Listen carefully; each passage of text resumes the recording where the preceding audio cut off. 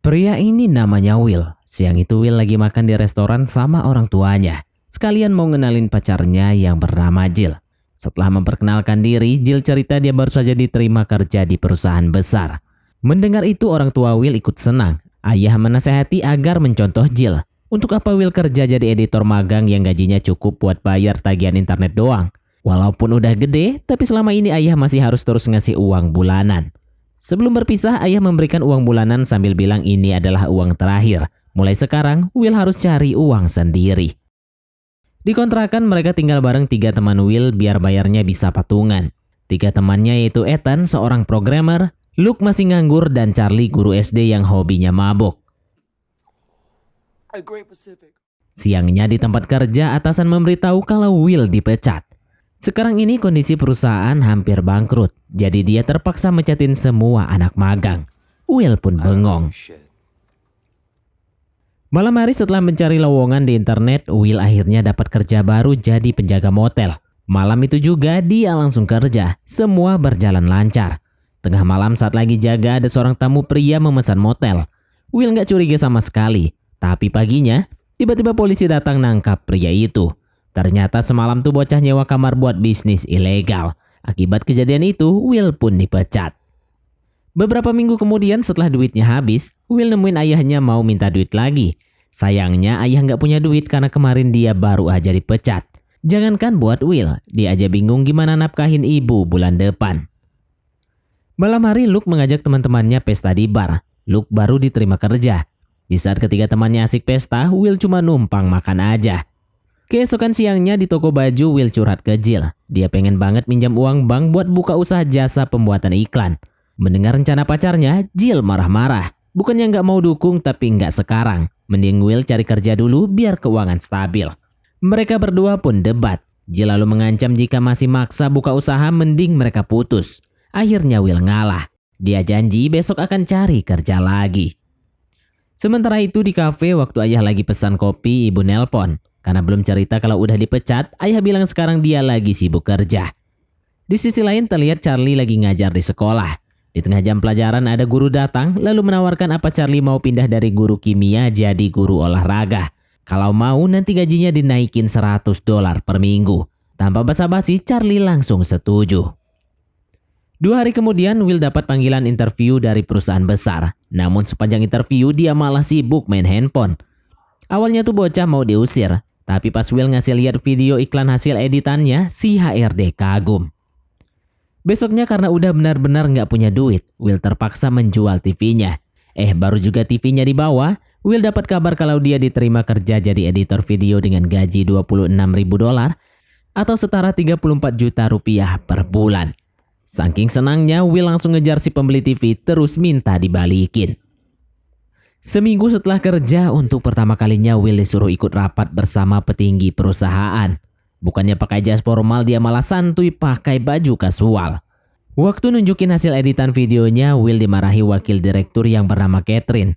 Catherine ngasih buku panduan pembuatan iklan sambil nyuruh ikutin aturan di buku itu. Jangan ngedit seenaknya. Cara berpakaian juga harus rapi sesuai aturan di buku. Kalau bulan depan nggak berubah, maka akan dipecat. Will pun nurut.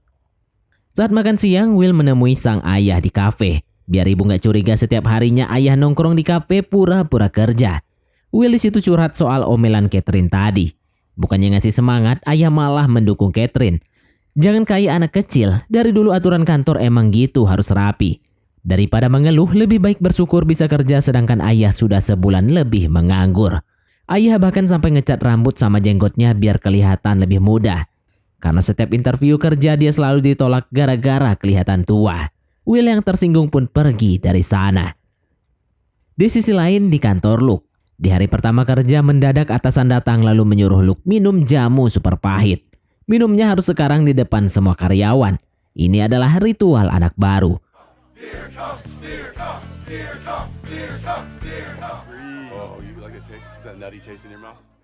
Malamnya Will ke apartemen Jill. Semenjak kerja Jill memutuskan pindah kontrakan dan tinggal sendiri di apartemen dekat kantor. Lagi-lagi Will curhat soal omelan Catherine. Sebagai pacar, Jill menyemangati tapi dia juga menasehati penampilan di tempat kerja itu penting.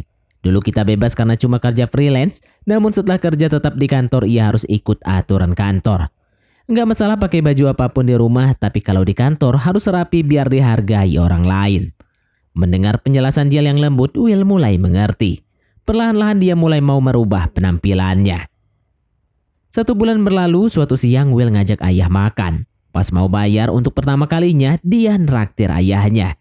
Waktu makan ayah kagum melihat perubahan Will yang rapi. Sekarang putranya sudah jadi orang. Will minta maaf dari dulu tak pernah mendengarkan nasihat ayah. Setelah maaf-maafan, Will mengajak ayah pergi ke kantornya. Ternyata dia berencana ingin membuat video lamaran kerja untuk ayah. Di tengah rekaman, ayah gugup dan minta berhenti. Ayah lalu curhat tentang hidupnya yang berantakan semenjak dipecat tanpa sebab. Padahal selama ini ayah selalu jadi karyawan teladan, loyal, dan benar-benar mencintai perusahaan. Ia kecewa sekali seandainya diberikan kesempatan, padahal dia ingin memajukan perusahaan. Sambil mendengarkan, diam-diam Will merekam sang ayah.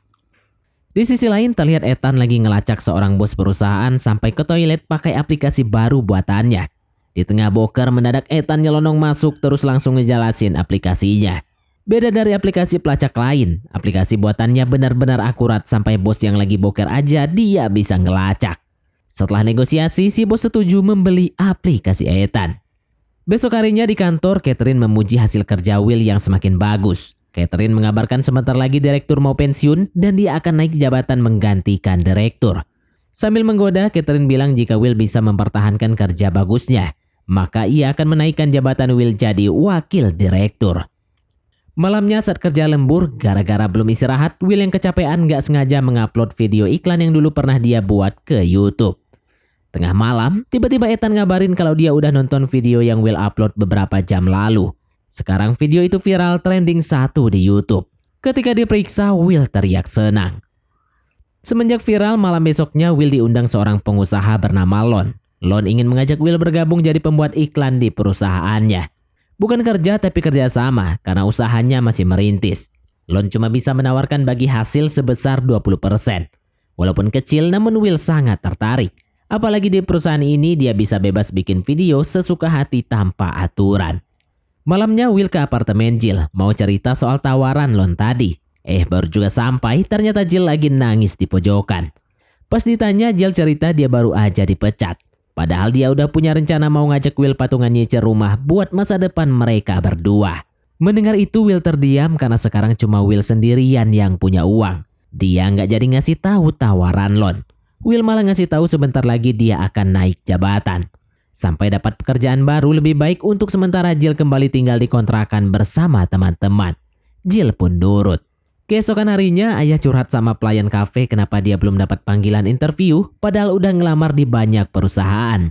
Karena sangat frustasi ayah bilang hari ini pokoknya dia akan pergi ke salah satu perusahaan dan akan nerobos masuk maksa ketemu HRD.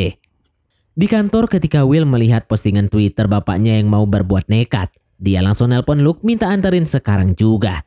Sebelum pergi Will bawa CD video lamaran kerja ayah yang baru selesai diedit. Beberapa menit kemudian Luke, Ethan dan Charlie datang menjemput. Sesampainya di gedung perusahaan mereka melihat ayah lagi diusir satpam gara-gara nerobos masuk. Will yang malu lalu minta maaf dan minta ayah pulang. Pas mau pergi HRD lewat. Ayah minta tolong Will sekali ini aja tolong bantu ayah masuk. Mau gak mau, Will dan teman-temannya membantu.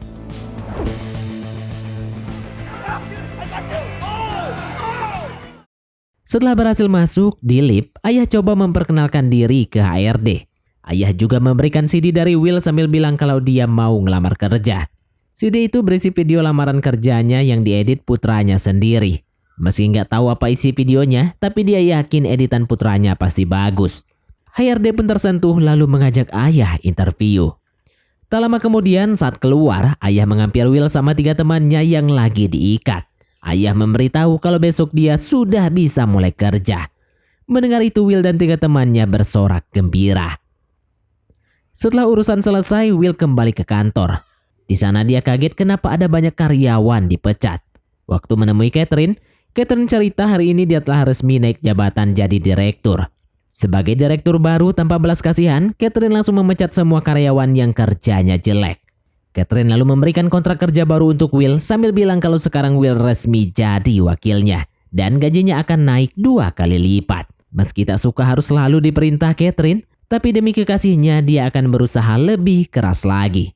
Malamnya sepulang ke kontrakan, Jill ngeluh dia nggak betah tinggal di sini. Berantakan banget. Will mencoba menenangkan, nanti kalau dapat bonus dia akan beli apartemen kecil untuk mereka berdua tinggal. Beberapa hari kemudian, Will ngajak Jill menghadiri pesta Natal di kantornya. Ketika bertemu Catherine, Jill lihat Will berusaha bersikap sopan meski nggak nyaman. Di momen itu, Jill akhirnya sadar selama ini kekasihnya tersiksa, namun memilih tetap bertahan demi Jill. Saat Catherine pergi, Jill minta maaf.